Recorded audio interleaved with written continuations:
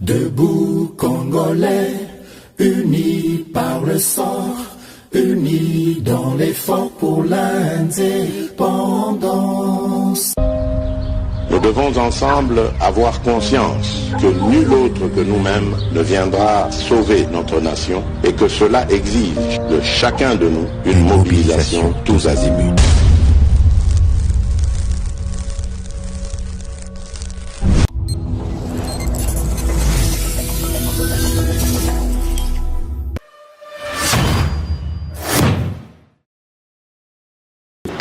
Boye malamu na GCAM télévision, fidèles abonnés, chers internautes, c'est mon anaï.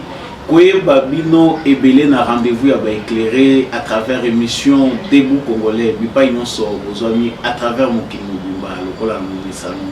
Pona bolandi émission na biso na pesi bino matondo pona fidélité pe confiance na bino renouvelé na etando oyo.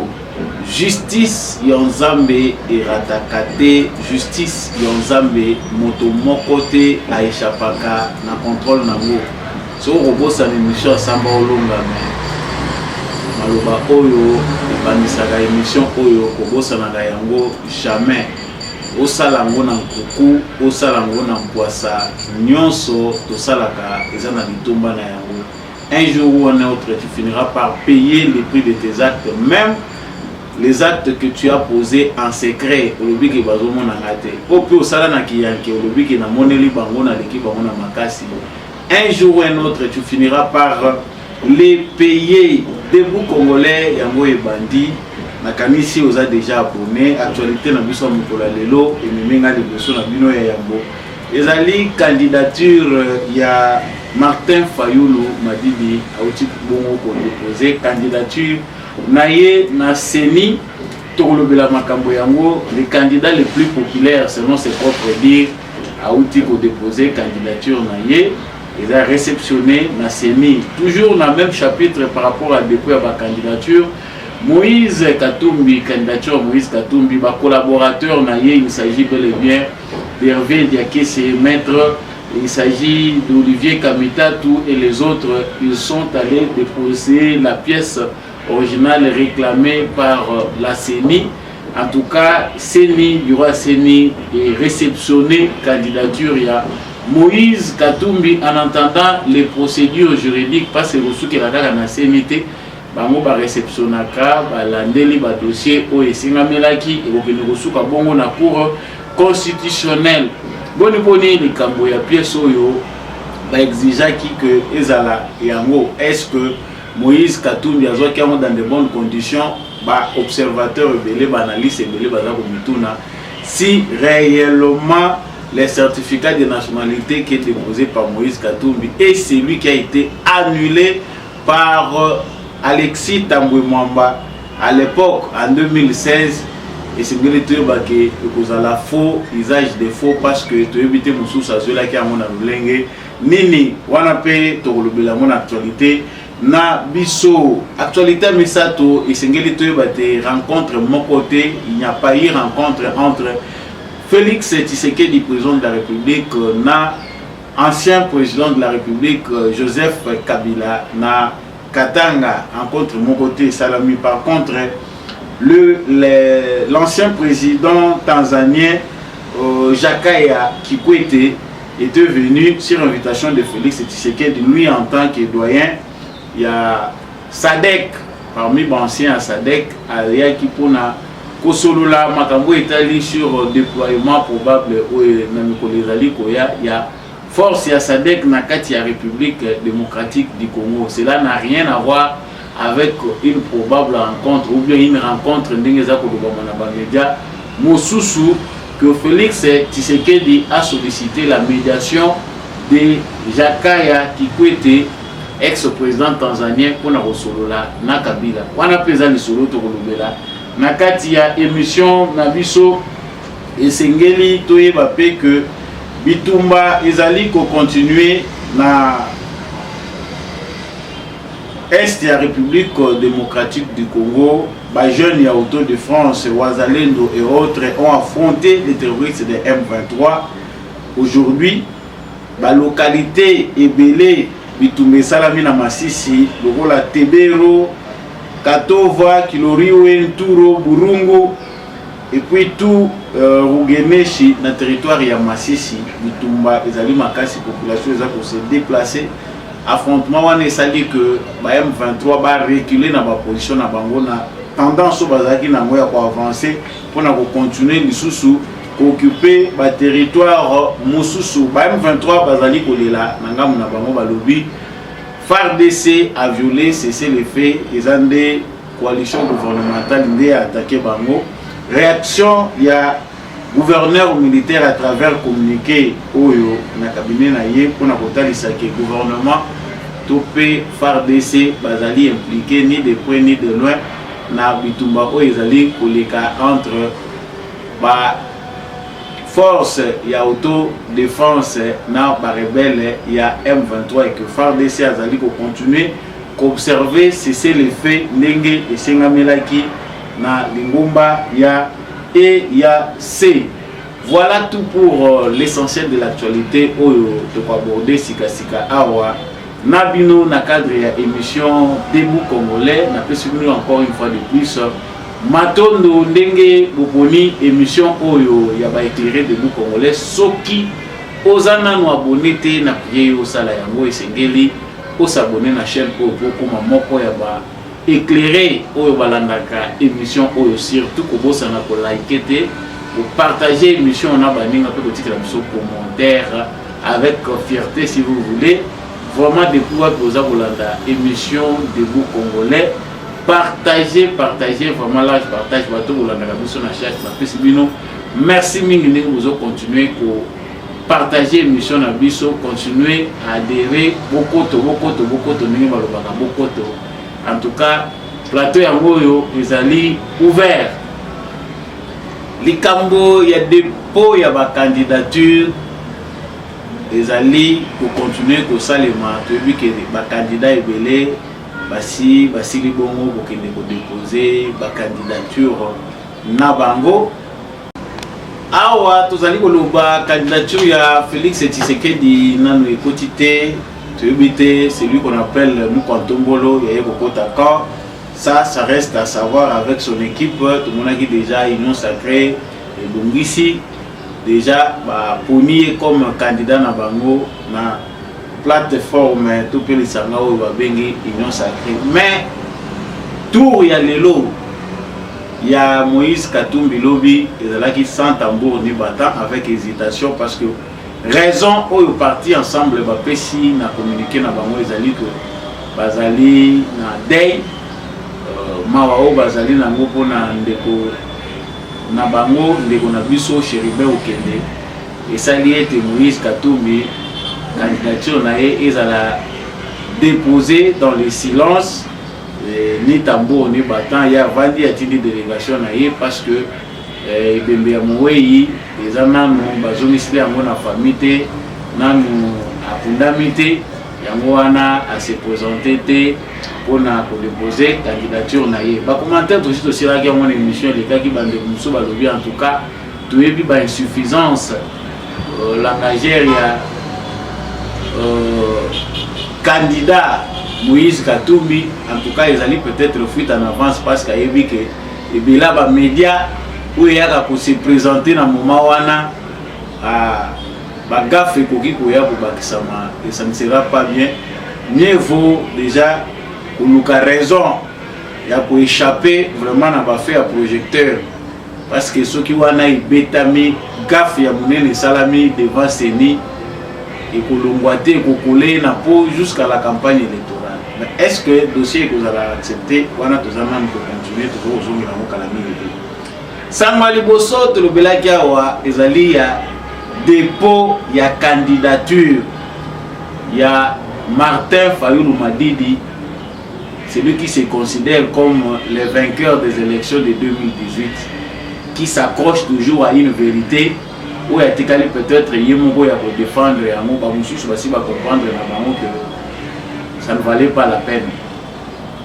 Martin Fayulu a mobilisé Olandaki awa semaine passée to pesa ki bino ba vidéo ya ba militaire ya Martin Fayulu ndenge nini bazali kokita na ba wenze na ba Carrefour kokende ko mobiliser pour na dépôt ya candidature ya Martin Fayulu.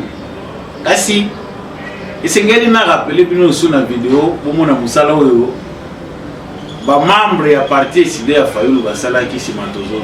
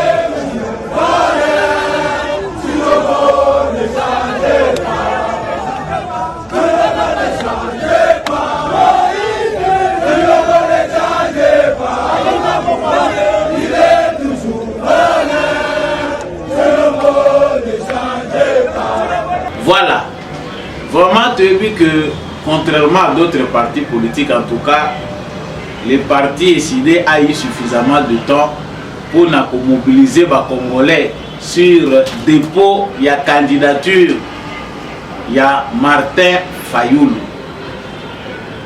Martin Fayulu de lui-même, lors de sa conférence de presse passée, le week-end passé, Martin Fayulu azali pour affirmer que na bato nyonso oyo baza ko postuler kuna moto aza populaire lokola ye azate. En tout cas, il est le plus populaire kombo eleki Fayulu kuna ezate. Moto aza na niveau ya Fayulu azate. Nous avons retenu seulement le mot populaire. To concéder le candidat le plus populaire est allé déposer après la mobilisation avec son parti, la plateforme la Mouka continue pour s'approcher dans nous. Total Ananou, c'est qu'a été la mobilisation de Martin Fayulu. Tangu Tolobaka awa que Martin Fayulu a zo sala, il sait comment comédie et loin ya politique batubani malabisoli. Ba image ezali publié na bato yo bakoki ko soutenir Martin Fayulu les ba image yo baza ko zo bato noni soki bato bazo ya 100 yo zu bango na plan moko coincé au couper plan na gauche koto okati na droite okati oboyi kolakisa na sima baza ndenge nini réalité eza ndenge mosusu mais photo oza komona eza ya drone nde esukisaka bato bazwi sikoyo image likolo batala l'homme le plus populaire du Congo dans la politique congolaise, l'homme le plus populaire muto alégé na popularité azate batu boni akumbi parce qu'il a voulu mobiliser yaka na yo atama koloma lembe to kaka ke déposer candidature ndenge baninga musu baza boya en toute simplicité yo lobité ngai fona prouver que naza l'homme le plus populaire drone kataka te kati tant tout ça kotala bato ndenge bazoli bango na likolo otali dans les moins de 100 mètres otali population ezakuna biso moko to mituni déclaration ya makasi oyo ya Martin Fayulu l'homme le plus populaire na réalité sur le terrain il a dit biso que monsieur Martin Fayulu outre toutes les qualités carrière professionnelle à Zanango il a fini dans la comédie. Si aujourd'hui Martin Fayulu peut rejoindre le monde de Maboké, comme on le dit chez nous ici, en tout cas, au sein de la carrière, il y a bien. Peut-être qu'il pourrait aider nos comédiens ici, Batunabuso, Basalaka théâtre na Congo, comme un peu professionnel. Apport na ye kozala makasi. Martin Fayulu a confondu les complots de Genève qui lui avaient attiré une certaine popularité, parce que là il ne faut pas les nier, les complots de Genève qui avaient fait que Bakombo Eyebani na politique de la République démocratique du Congo va s'unir autour ya Congo ya Martin Fayulu. Parce qu'avant cela, on va retourner à 10 Congolais dans l'espace mobimba ya territoire national. Et belé ba yeba ki Congo ya Martin Fayulu. Son parti est décidé et yeba na kité ta mozo tanga 10 partis politiques nana retourner tout nelo et sida mo ba yebeli amwa. Mais grâce à ces complots là où il a mené une souris naine, aventure à Genève, il une souris naine. Alors tout ça va réclamer Menda pour moi ils sont trop juste avec un vocabulaire riche. Donc chaque fois que vous la biso ba moi asika. Martin Fayulu confond cette époque là.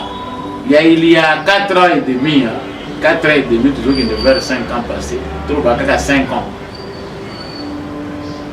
Oyo et salagi qui combo ya Martin Fayulu a comme un danseur apocalypse pour se contenir te quitter avion ou tient mutuna se maboko likolo ou tient mutuna se.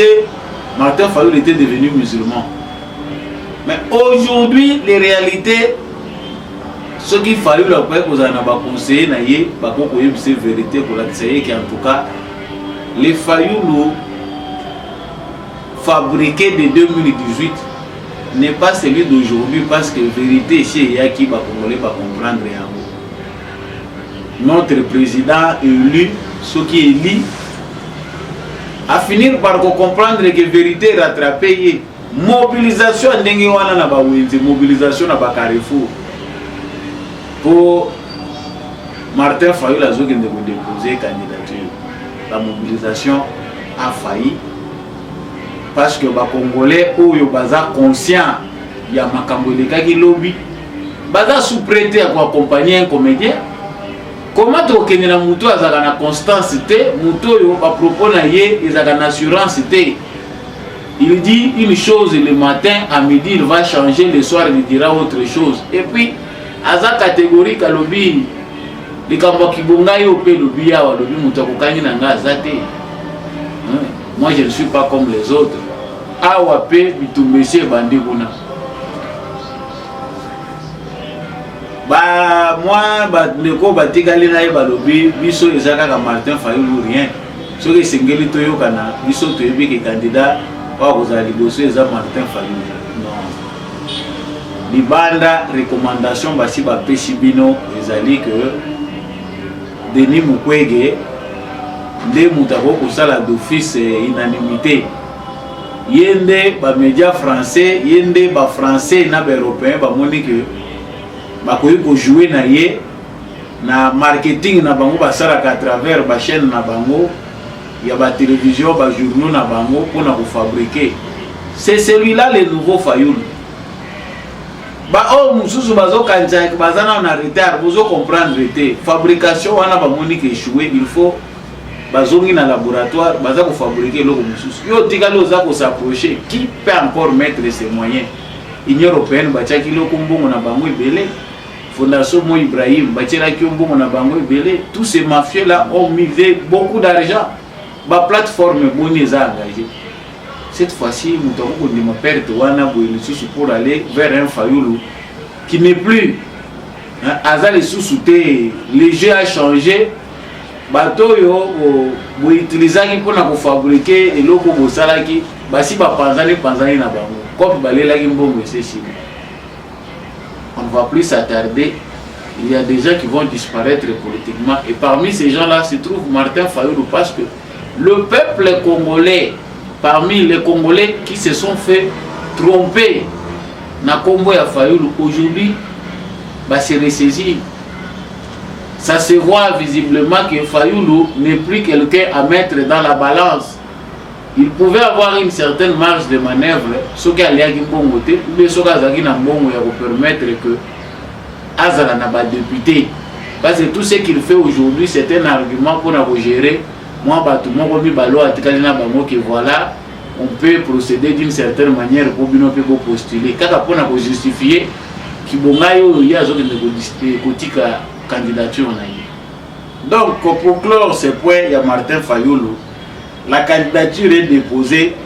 Les alliés figuration Donc tu figurer kaka parce que le fait que l'Ongiwane monanité est enterrement définitif, s'il faut bien le dire. Donc malam tocha muto elongi continuer à exister comme ça bato bakobosa na biso te. Chaque fois na kobanda ko attaquer Tshisekedi bato bakoyeba ke Martin Fayulu ina liwa mutu nyonso abundanaka nango. Moïse Katumbi candidature oyo ezosenga intercession ebike bato bazo croire na oyo baza kobenga na bapartisan na ye Moïse Katumbi Chapwe bayebi ke eza pena ya solo kosenga intercession eza ya nini bato nyonso badepozaki na bango bien badepose badossier na bango mais incompétence oyo emonani est-ce que ezalaki voulu ou bien bango moko balobaki non tomeka nanu totala nanu soki bakondima to bakondima te mpona dossier oyo etali dépôt ya bacandidature. Toyebi ke tolobelaki yango na basango na biso mokolo ya lobi Moïse Katumbi dont le papa est juif parce que photo lo bakandenge wana congolais nyonso ayokaka ngo na matoi na ye et la maman certitude pende yebani te parce que so bazoloba ke mama aza katangese na point wana nde fabrication ba identité eza mingi biso ba mususu tokozala kaka sceptique po toluka toyeba banda pe makambo yango pe banda po biso tozala na mwa assurance fa tomona bande kwa mama te bande kwa mama bazali oza na bandeko na yo ya kote ya mama na yo est-ce que bandeko ya mama bazate mama azalaki na bandeko na ye ya mibali te to ya basi te bon même soki mama azalaki bongo te est-ce que ba mama leki pe ba mama kulutu pe baza exister te famille ya mama ata moko ta ko mona na vraiment bazala clair que en tout cas tout moni baza ko accuser ndeko na biso mingi biso famille ya mama na ye biso ye toza ko mona te ni photo ya ndeko. Là ça pousse à réfléchir ba congolais faut pas creuser dedans surtout na moment ya élection boye photo fouiller to lukato ye ba mwasi ba ndeko musu ba komelinga ba lobi bozolo ba ka information ezoko kate bino bozolo ba ka mukwege mwasa mukwege photo na ye mona na kate abota mawapi mwasa ngodo pas akawa na ba moment ya élection boye ba ko fouiller ti na ba dessous na yo on va aller fouiller même dans ta chambre parce que les gens ont besoin de savoir la vérité. La maman de Moïse Katumbi est congolaise selon sa propre version parce qu'elle a été enterrée au Congo. Mais ce qui maman a solo à congolais avant ba document avant tout qui ne kuna na tombe parce que tombe tongami qui toko moi na za na tombe mais ba preuve palpable la maman elle est congolaise oui elle est de telle tribu la famille ba photo ezawa biso ba muso toza envie to komi ko résumer to ke ni ko ba photo ya batata na biso ya ensemble ya famille moni ba muso ba komi ko zo mayele ke ngonga yango il faut aller voir bien on a ba ambition il faut bien qu'on prépare barrière. J'ai pris beaucoup de nationalités en désordre nazo oyo pour na business nazo ko baluka na ba business class na ba avion na kitia wana zongia on meza na moment moko ko rattraper ngai ça Moïse Katumbi ne le savait pas. Donc cette question il y a makambo etali na nos nationalités ça na abordé comme il le faut dans la République démocratique du Congo faute il y a Mubeko faut Mubeko est à la complète sur l'exigence de la nationalité ce qui moto alingi pour postuler le la président de la République. Tous les gens vivent ya sujet na biso lobby ezalaki le kambo ya certificat ya nationalité parmi ba dossier oyo boko déposer copie certifiée certificat eza kosenga ezala en bonne et due forme c'est-à-dire original ma copie certifiée ezali pona ba document mosusu kasi pona certificat de nationalité te sikoyo tozongi sima tobandi kolobela makambo est important nzokande eza pasi parce que mutema malamu ya Tshisekedi opeza kolukela biso makambo mo photo lobaka ya moni mutu mususu azobundana na liwa olobi nako otika mutu akufa boyete c'est un humain na sauver kaka parce que c'est un humain otie loboko bendi ye akomeli yo ngando akomeli yo lion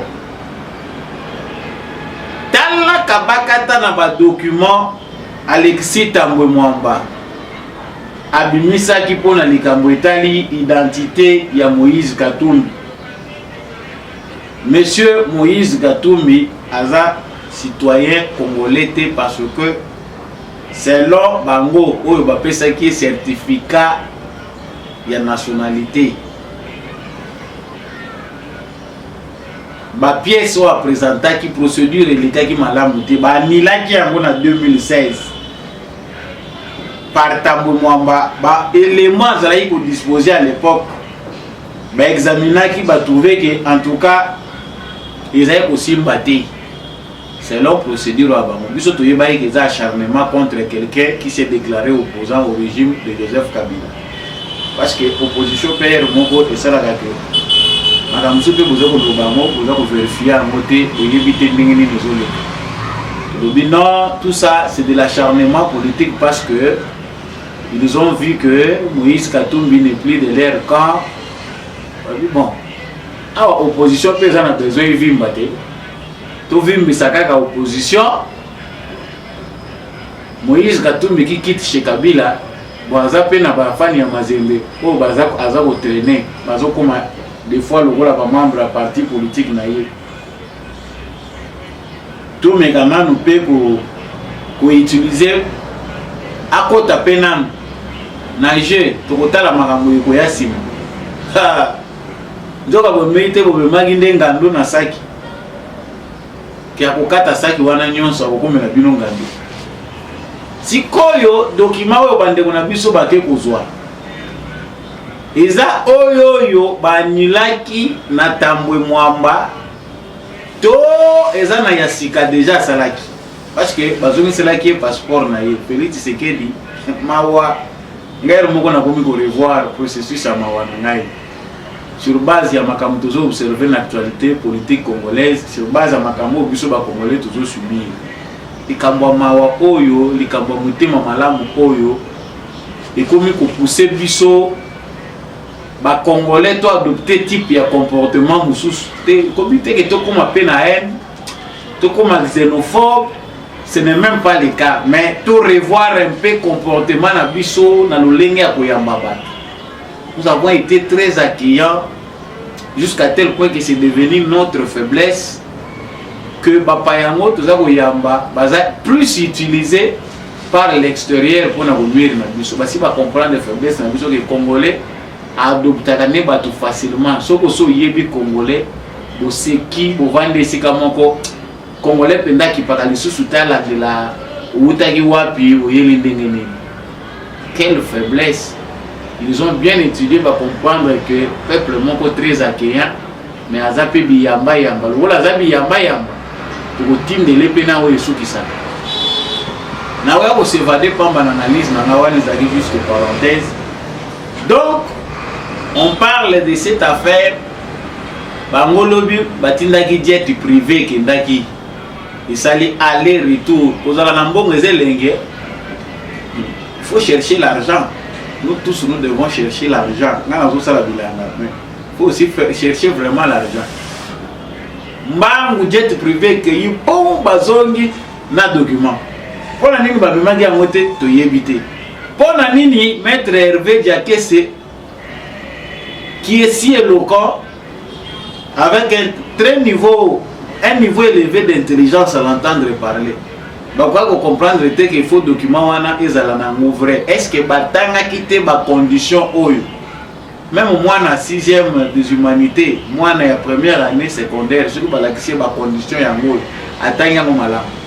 On comprend que ces gens ici ont fait exprès parce qu'ils hésitaient. Ba yebi ba momoko que ici le rôle des questions fondamentales nous aurons sérieusement des problèmes. Et c'est na biso to e banda kolandela dossier oyo malembe mais avant to mekanando to kende nanu bongo parce que papier wana soko zwa ngo tali ba condition ndenge bozo mona ngone écran wana les conditions sont si simples, la lecture est si facile ici na loi électorale que eza kosenga te otanga ba classe ya milai te. Facilement on peut comprendre déjà que makambo balobi yango mais bango basala ki amo exprès pour l'année. On comprend que eux-mêmes savent que moto yo bango bazali ko komba non seulement par lacune ya français ezali mais problème pe ya nationalité ya doute ezali. Katumbi s'est beaucoup évadé na makambo etali nationalité. Na mutema na ye pour ceux qui veulent l'argent de Katumbi ne savent pas voir où ils ont réellement na mutema Katumbi. Il a plusieurs nationalités en lui. L'amour qu'il a de l'argent, des affaires, et qu'autinda qui est à sa nationalité, na auto yebi, na auto yebité. Cela n'arrange pas. Et cela, ils allaient favorables étaient na motoyo, azali ko ambitionné à la président de la République démocratique du Congo. La constitution congolaise est très claire. Nous étant toujours ça la calcul, tu dis ah, il faut que la loi de père et de mère. Comment bandits oyo économique, ces bandits d'État, parmi d'autres bandits, ago otika Congo Kimia. Vous avez battu que na seni na cour constitutionnelle les appels possibles namu kaka na loi auto za nango tout se poser beaucoup de questions. Yango eloko baye nango eza kwa étudier minutieusement te. La question qu'on se pose eza kaka que ils ont maki quand si c'était avant 2016, yébamoké, ils ont faux. Parce que basi ba milagi yango. Bon, est-ce que tant on va ça qui Katumbi passeport, bakenda ki pe ko sali sali sous certificat ya nationalité. Si c'est yango ngala sibi maboko na mutu na bolinga bongo te. C'est favoriser quelqu'un qui ne le mérite pas. Moi, en tant que Congolais, pour ne pas dire que nous, pour na Congo, basenzi basé belego eskizalanga terre moyo. Quand moi j'ai réfléchi comme un Congolais normal qui a vécu au Congo pendant règne Union Soya Kabila, ça ne nécessite pas des cours d'alphabétisation. Les Congolais qui a vécu au Congo, lokola mbisi na kati aquarium Kabila za kufungula kifinu kwa kangi soka linga l'extrabino mupepe yeka. Je ne pense pas qu'il va réfléchir deux fois pour likambo etali loi oyo proposition ya mubeko oyo ntingi polulu na Noël Tchani baza kotindika.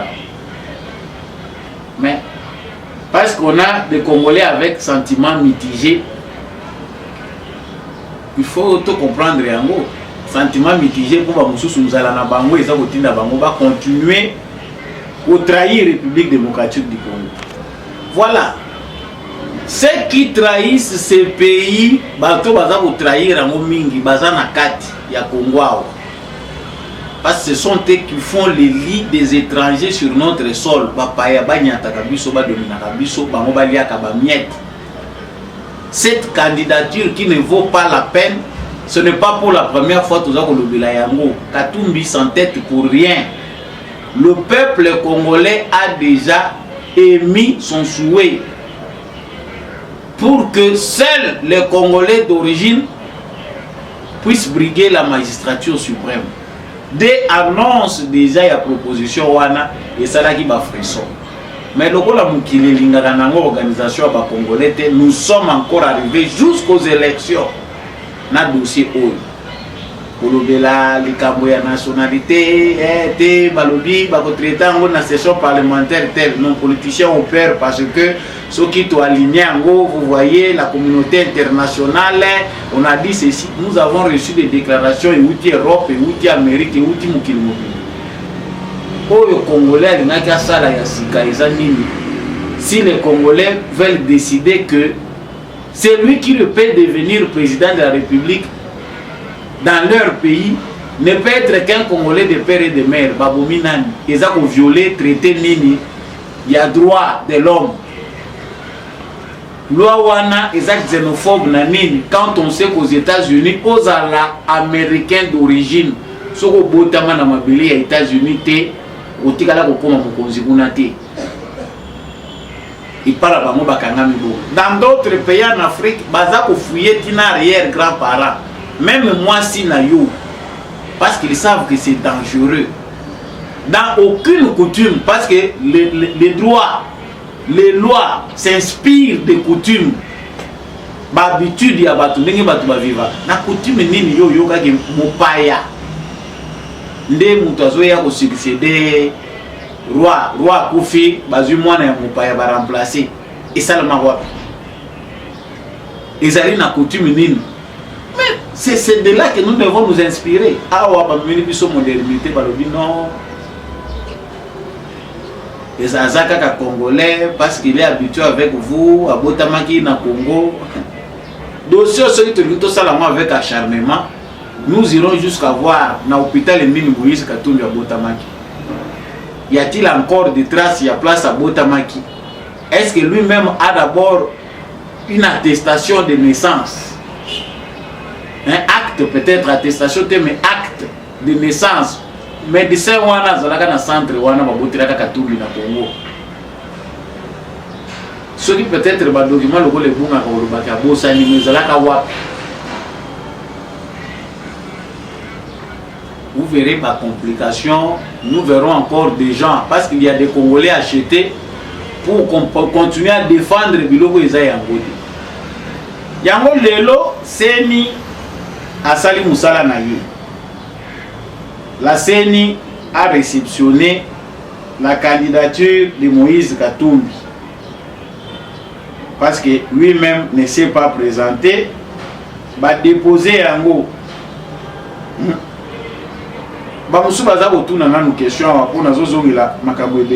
S'il avait la nationalité italienne entre 2001 et 2017, a renoncé à Nango camp pour avoir la nationalité congolaise. Parce que la nationalité congolaise est à Moko. Sangisa Kangona Moussou te. Si vous avez Sangisa Kangona Moussou, vous avez Mouyibi. Le roi politicien Belé na Congo, Bazaba Mouyibi. La nationalité congolaise est une. Exclusive, bakabola kangona nationalité mususu te na nous changer te pour adopter politique à double nationalité. Bande kona biso ba congolais mususu baza ko yawa izo ko senga bango bazwa ba visa aye il faut na banda ko luka démarche po aye na mboka na yazo ko banga malgré ba mesure bazwa ke bande kona biso ebele ba o baza ba congolais originaire ceux qui baza na ba pièce na bango ya kala. Il peut venir avoir un passeport. Mais la plupart des Congolais, même Congolais d'origine, tata ou maman ou bandegonion sur baza. Mais parce qu'à Boakangunda, mais pendant ce temps-là, Katumbi bénéficie. État italien, donc pendant tant union sur Azaki gouverneur, Azaki italien. Ça fait pleurer. Asanzaki Sigoyo, Nini, pour renoncer d'abord à la nationalité italienne, à comme Sigoyo, la nationalité congolaise. Parce que, ma pèse a un certificat de nationalité. Na Congo, ba document belé to yebi que comment il faut ça la mafia. Jusqu'aujourd'hui, il y a des Congolais qui font passer des bêtises dans l'administration.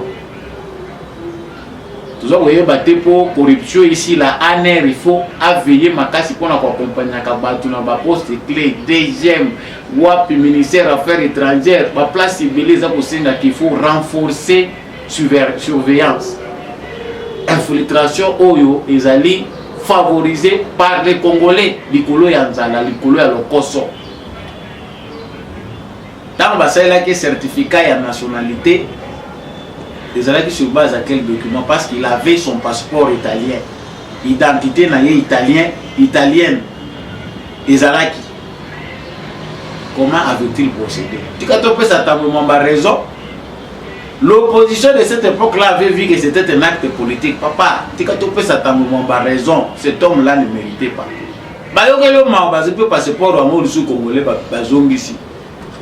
C'est dans les faux. Ça, c'est une affaire qui doit aller en justice. Et puis, ceux qui te tirent attention, ceux qui justice n'a vu sont écoliers, c'est vrai. Katumbi est un faussaire qu'il faut arrêter parce que pendant tout ce temps, il joue avec ce qu'on appelle usurpation d'identité. Au Komaki Congolais. Mais on a saigné élection, il y a 2023, bureau, il y a réception, il y a traitement, il y a candidature, BRTC, au siège de la Commission électorale nationale indépendante, a enregistré les dossiers de candidature à la présidentielle du 20 décembre 2023 de Moïse Katumbi, déposé par Maître Hervé Diakese, porte-parole du parti Ensemble pour la République. L'équipe, il y a Moïse Katumbi, bah, s'entretenant qui n'a président, il y a CNI. Ce que nous retenons, c'est que réception, il alignement, validation. Non. Quand on réceptionne, et quand on a une étude, nous avons une liste de candidats président de la République, tu es retenu. On a réceptionné vos documents, ok. Et les kakana cours constitutionnels, il y a un autre pour mettre en garde cours constitutionnel dans biso. Parce que tu as vu que la justice dans biso, ils ont décevoir biso mingi. Nous n'avons pas d'ordre à donner aux magistrats, mais en tant que peuple souverain, les Congolais ont droit à la justice. Que ne traitez pas par complaisance avec des recommandations politiques dossier à Katumbi.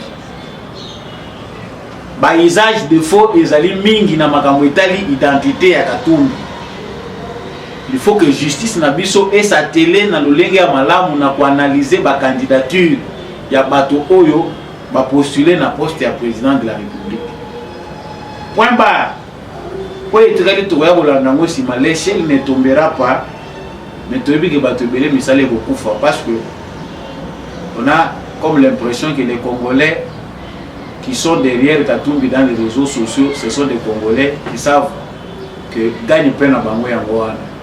C'est ça la façon qu'ils ont choisi de gagner leur vie. Barana Bango, ceux qui bayebi que papa a rejoindre le début, c'est parce que papa fait ce qu'il fait là. Honte à vous. Samuel Misato oyo ezali ko défrayer chronique ezali basangoyo ngana za ko benga ngo basango ezali ko tambola na ba émotion na ba humeur ya bato bakabili c'est le quoi ba yebi que baza ko disparaître pe basi ba disparaître na scène politique ya Congo. Il faut ba inventer l'actualité au bato bacha ba muka. Ça a beaucoup circulé. Ba inventaire d'actualité pour bateau yo ba montaka pe ba scène bazali. Quand il n'y a pas information, taisez-vous. Analyste moko topé journaliste moko munoko iza polele air nyonso. Ba lui peut-être que vous allez journaliste et la kisi que munoko meza la polele air nyonso. Et ce qui actualité ils ont yo inventé en moko bateau basa ilango débat. C'est ce qui caractérise le journalisme aujourd'hui au Congo et puis même ailleurs ils en a bateau ba komi ko ça ilango. On invente l'actualité. Ça n'existe pas, les faits on ne les invente pas. Pour Tshisekedi accueilli na Katanga et que Akebo inauguré parce que c'était depuis longtemps que Félix Tshisekedi avait annoncé qu'il y a na Katanga. Bah ouvrage est belé azana kati ya ko inaugurer ndenge boza ko mona ngwana. Bah port ba makambo belé. Mais à tiepé na agenda na ye que il faut bakutana na ancien président ya Tanzanie Jakaya Kikwete pour na kosolola makambo etali SADC aza doyen na SADC aza parmi les anciens ya SADC bazo continuer à exister parce qu'ils ont travaillé. C'est important d'avoir ces informations là. Selon Tina Salama, porte-parole, il y a président de la République Jakaya Kikwete azalaki wana. Jakaya Kikwete était présent lorsque, parce qu'officiellement tu as vu que M23 ils allaient défait militairement.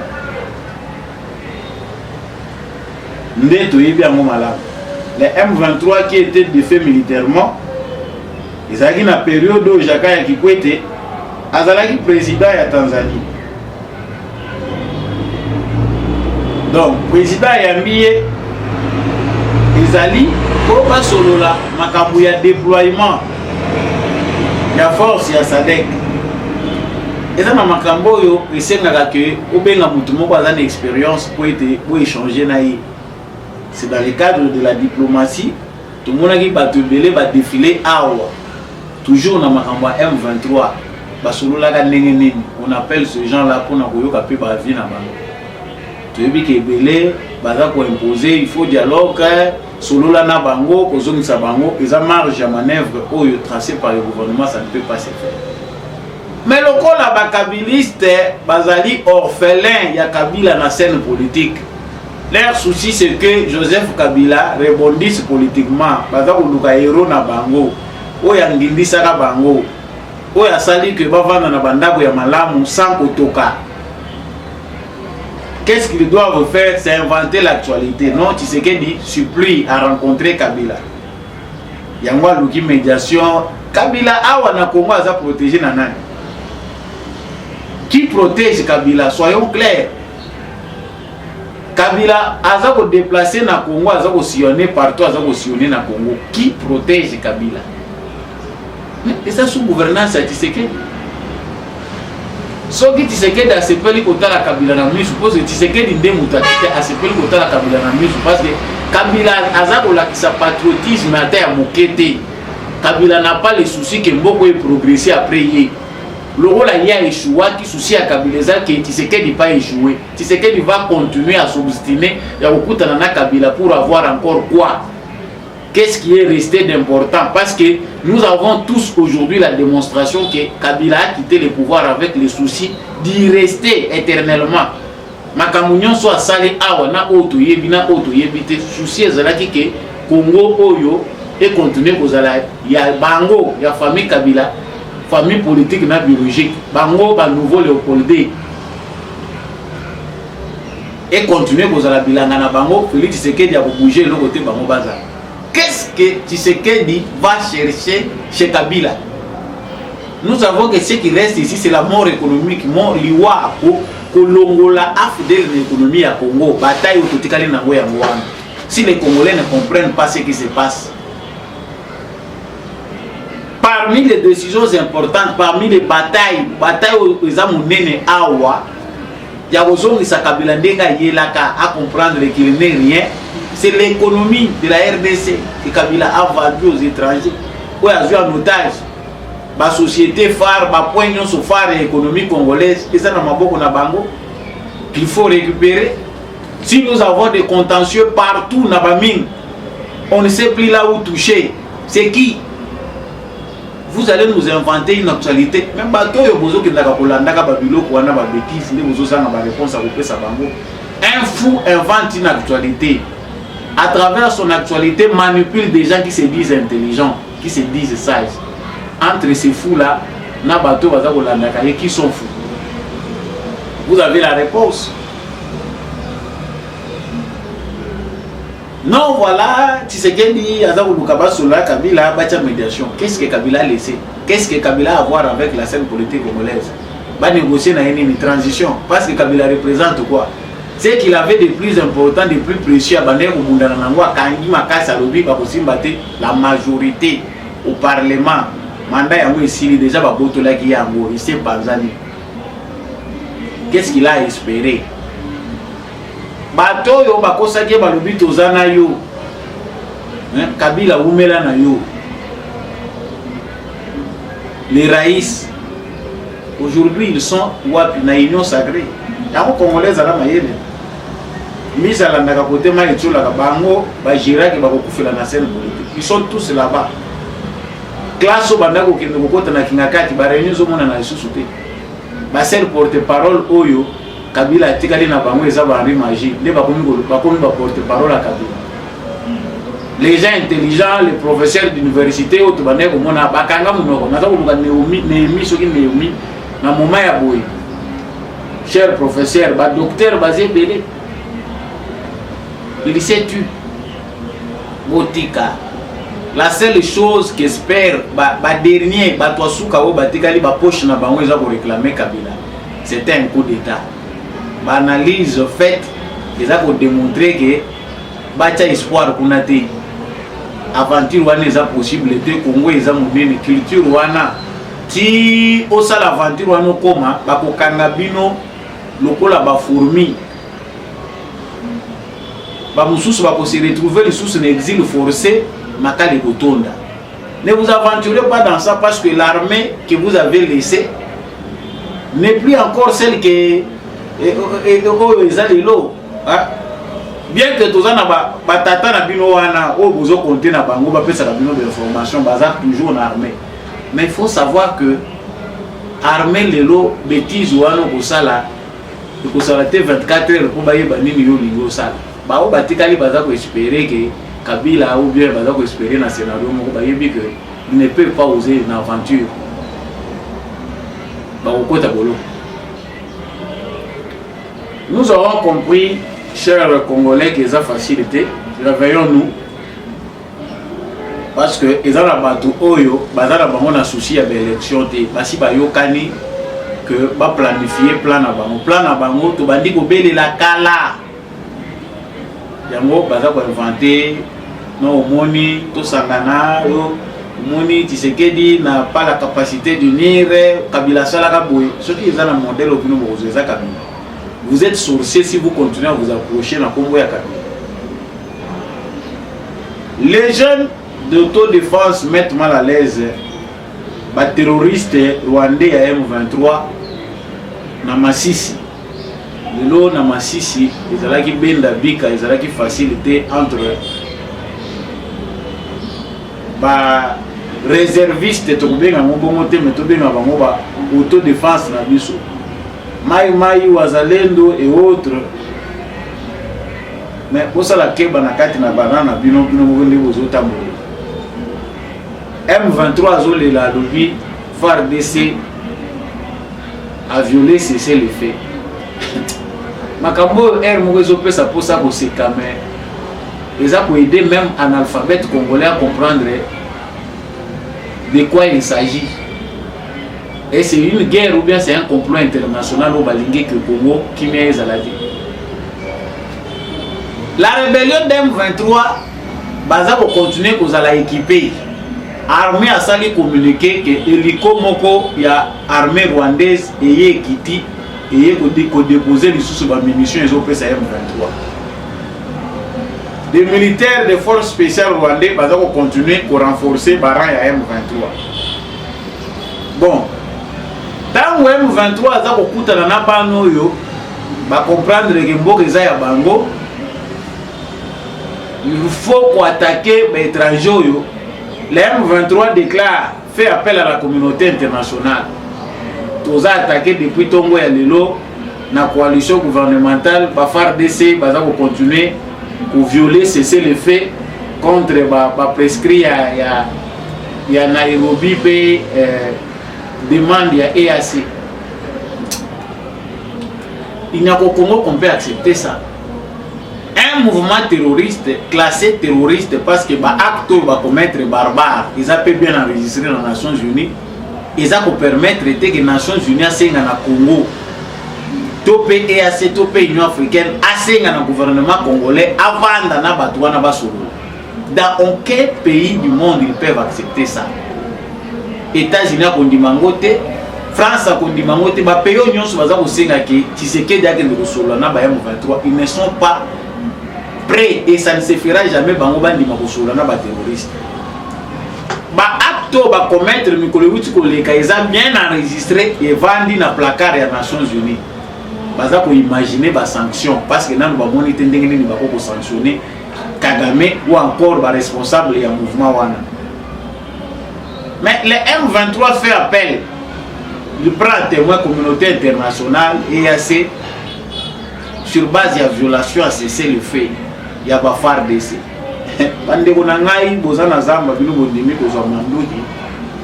Pour une cause ou une autre, sachez-le bien que votre bonheur, avenir, notre futur, ils dépendre de la façon dont vous défendre le mot à votre de nos oreilles doivent être bouchés par rapport à la déclaration de la communauté internationale. Parce que bientôt, pendant que la pamba FARDC ça bouge dans le bitumbate.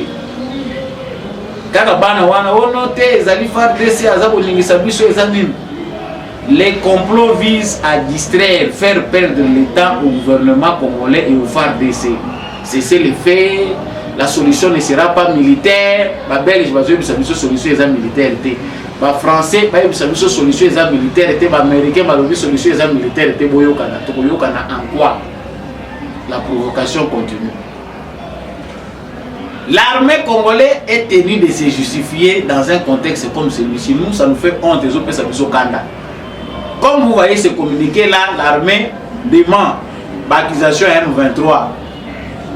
Pour violer, c'est les faits. Nous reconnaissons ni de près ni de loin. L'armée n'a même pas se prononcé dans ça parce que c'est une bêtise quelque part. M23 a accusé le gouvernement congolais et puis l'armée congolaise qui va violer, c'est les faits. Depuis quand on impose un cessez-le-feu entre une armée loyaliste et un mouvement terroriste? C'est sur base de ça que notre gouvernement doit réfléchir. Ça, on nous impose des bêtises tant et c'est les Moulaï. La marge diplomatique veut que Toyo que la Rabango, mais Toyo que la Rabango tika. Quelque part, ils ont aussi mal sous-souté Toyo que Rabango diplomatiquement. Et s'ils voient que Bissonde Moutouza aux avance, ils inventent une négociation. Non, botika nanu, Kinshasa botika nanu botika. Pendant que Bazolo ba botika, observez bien les M23. Toutes les marges à manœuvre, Basaliti, Bazobunaga, Nabaya Kokota Awa, la communauté internationale est pour quelque chose. Non, c'est le fait, Tosengi Nabino botika. Tant Balobi que botika, on les a pour contourner M23 Baluka, à nos territoire Moussous.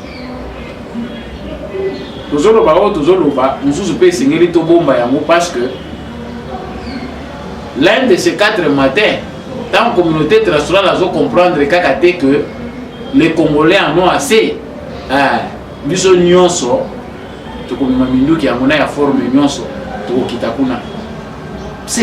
ne va pas quand même. Tu vois, on dirait que Kagame continue à recruter, Azabotinda, Azoya Basi, Azoya Mibali, Azabotinda, Nabana Mike, recruter, Azabotinda. Si les États-Unis veulent sanctionner, ils choisissent l'équilibre. De sanctionner Congo, de sanctionner pays Rwanda. Nous attendons position Yasuka. Bazana na sol na biso sur les sols congolais. Na moment wana et la nzinzi sera kimi koto yote azaya bisoté. Le message est passé. Mais pour aujourd'hui, félicitations na ba jeune ya autodéfense. Armée na biso autodéfense ko benga bango ndenge wana. Pona musala oyo bazo continuer ko sala ba localité ya Tebero, Kato, Kiloru, Enturo, Burungu. Et ici on parle même qu'une partie à Kichanga est en voie d'être récupérée. Il faut travailler, c'est pour votre pays. Depuis que le souci premier, il y a des multinationales, il y a des occidentaux, ils ont l'exploitation illicite, il y a des matières premières. Mais nous, notre souci, c'est que nous puissions profiter de la matière première. Comprends qui veut, restons unis. Actualité à Mokola Lelo Ndenge pour comprendre ici. Nous avons essayé de nous ébeler dans la démission depuis Est et la République démocratique du Congo, Goma, Bukavu, pour la Bisso. Comme si nous avons un fond, nous avons un répit, nous avons un soutien total dans la FARDC. Nous avons que Lokito Ezali. Merci à Binonion Solo, Ondima, Omemamunduki. Vous avez une vocation à conserver Mboka Oyo à tous les niveaux et vous le faites en toute intégrité. Na pesi bino le sako. Matondo mingi na ndebombi à chaque fois azaki na sima caméra pour être émission Oyo ekomela bino na tondi vraiment botondi na apôtre Gérard Kabeya candidat député national na Tchango. Merci mingi na l'homme de la vérité des urnes Jean-Louis Tibaranga en attente.